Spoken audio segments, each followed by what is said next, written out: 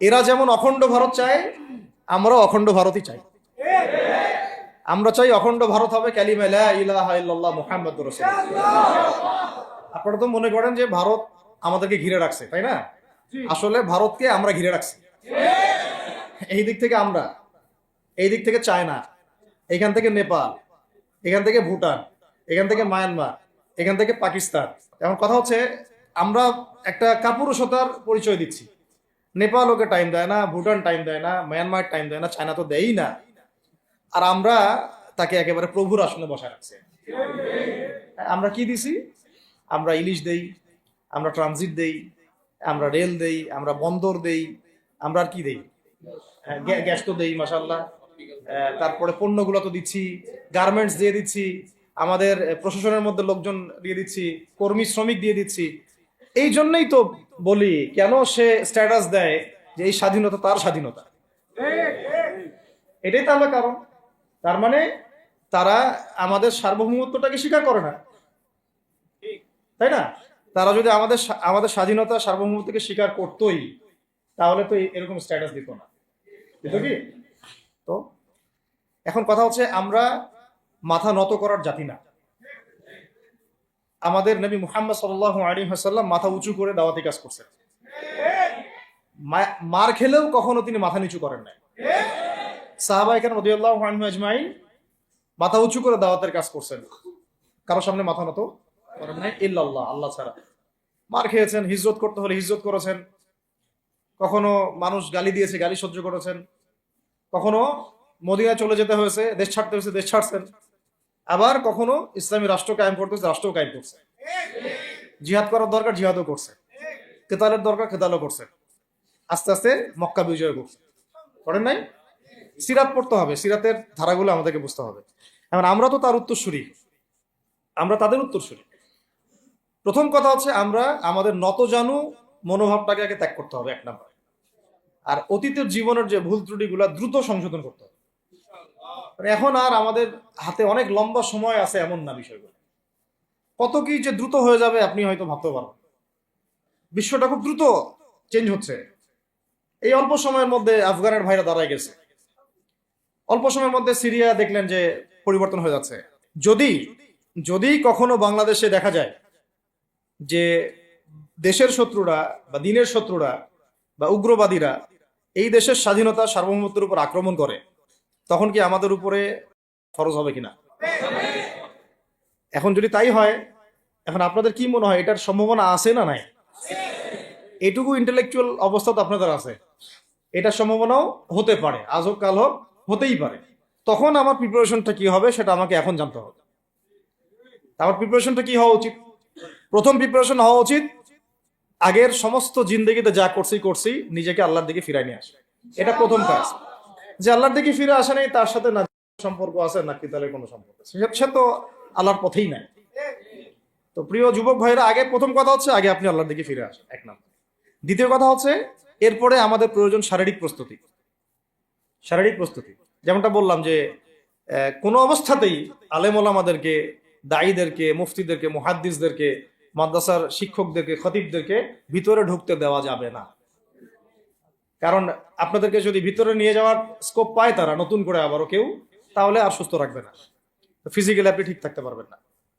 অতএব একটা সামাজিক প্রতিরোধ গড়ে তুলতে হবে সবসময়। মানে একটা এলাকার মধ্যে একজন আলেম আছেন, সেই আলেমকে এলাকা থেকে নিতে পারবে না, তাকে নেওয়ার আগে 100 জনের উপর গুলি চালাইতে হবে, এমন একটা মুভমেন্ট থাকতে হবে। প্রতিবাদ না করলে আপনি বান্দরবনে যান, বান্দরবনের পাহাড়ি এলাকায় গিয়ে কোন একটা পাহাড়ি লোককে উঠাই নিয়ে আসেন, দেখি কত বড় সাহস আছে। আর্মি পর্যন্ত পারে না। কে পারে না? সেনাবাহিনী পারে না। পারে? পাহাড়িরা ওইখানে ঐক্যবদ্ধ হয়ে যায়, ওদের মহিলারা ঝাড়ু নিয়ে সামনে চলে আসে। এই আমাদের বান্দরবনের কথা বলতেছে। ওখানে যে কুকি চিং একটা ফ্রন্ট গঠন করছে সশস্ত্র বিদ্রোহীরা, ওই অংশটুকুকে নিয়ে একটা মাস্টার প্ল্যান আছে ওদের। ওই অংশটুকুতে তারা একটা খ্রিস্টান রাজ্য বা আলাদা একটা পাহাড়িদেরকে নিয়ে একটা রাষ্ট্র প্রতিষ্ঠা করতে চায়। এটা ওদের স্বপ্ন আর কি। এই উদ্দেশ্যে তারা হাঁটতেছে এবং তারা অস্ট্রেল ভাষায় কথা বলে। ওখানে তারা পতাকা বানাইছে, মানচিত্র বানাইছে, এমনকি লাস্ট টাইম আমরা ওখানে গিয়ে শুনলাম যে মুদ্রাও নাকি বানাচ্ছে। মুদ্রা মুদ্রা বুঝতেছেন? বিষয়টা কত ডিপ।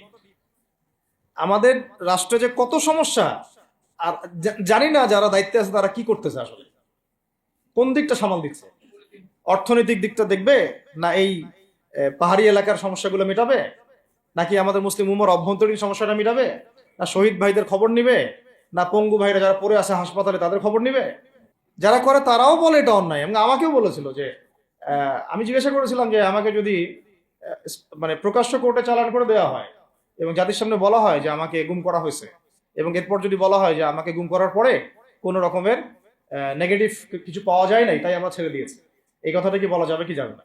তারা বলছে যে না, এটা বলা যাবে না, কারণ এই কাজটা তো মানবতা বিরোধী অপরাধ, এটা করলে তো বললে তো সবাই আবার বুঝে ফেলবে। তো এই হলো অবস্থা ওখানে। আমরা বুঝেছি যে বাংলাদেশের প্রশাসনে দুইটা ভাগ আছে।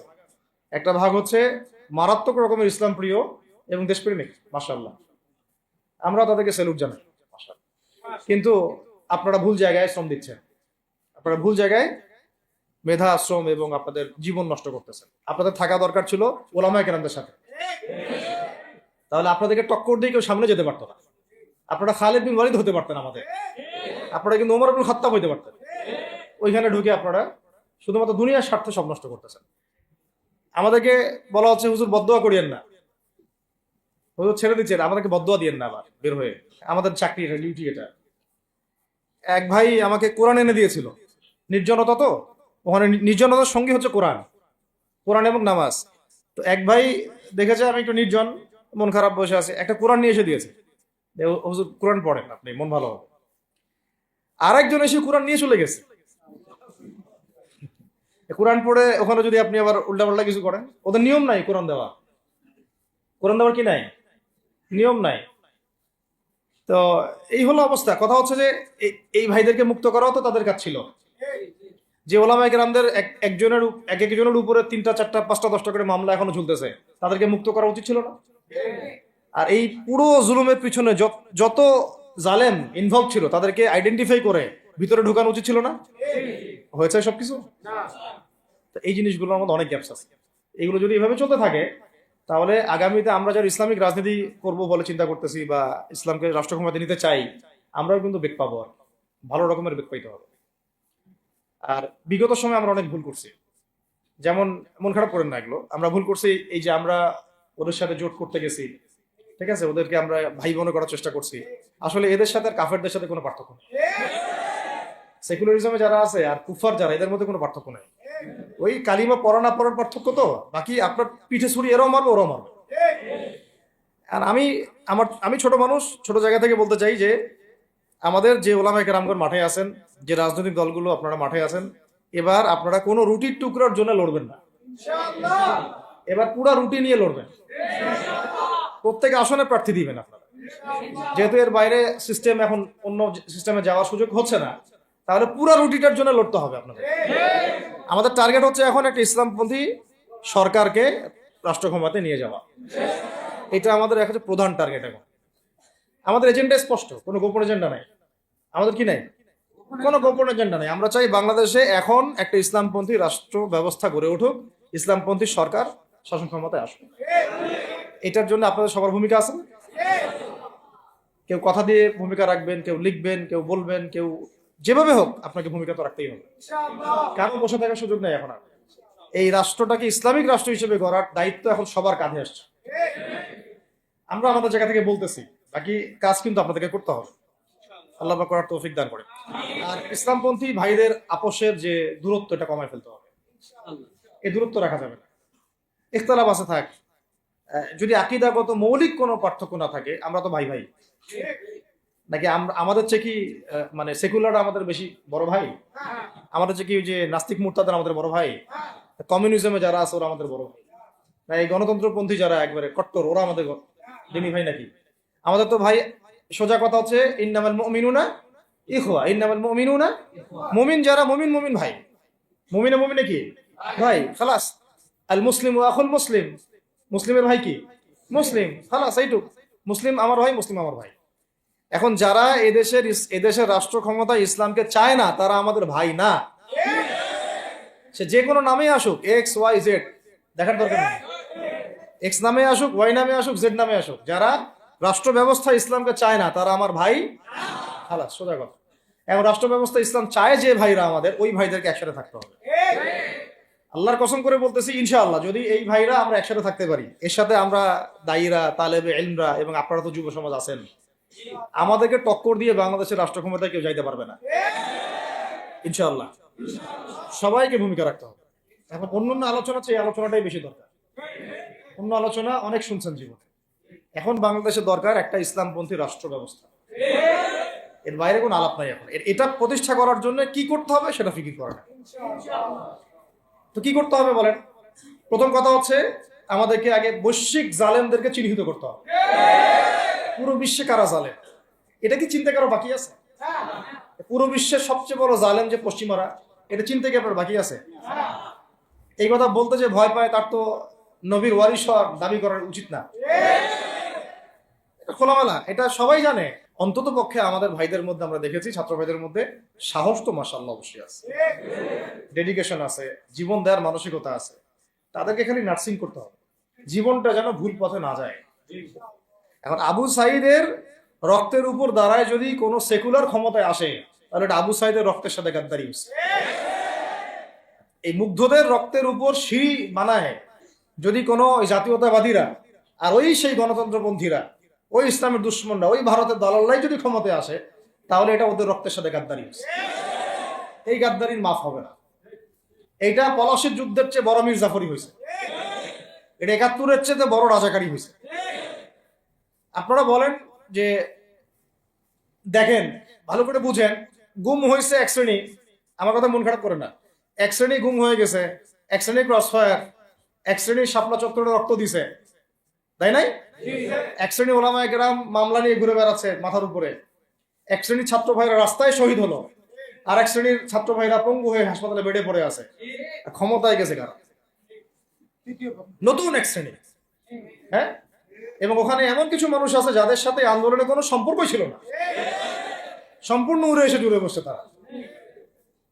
তাহলে এখানে ইসলামিক রাজনৈতিক দলগুলোকে সামনে রাখা যাইতো, তাদের থেকে তো উপদেষ্টা একটাও নেয় নাই। জামাত ইসলাম থেকে একটা উপদেষ্টা নিছে কিনা? হেফাজত ইসলাম থেকে কোনো উপদেষ্টা নিছে কিনা?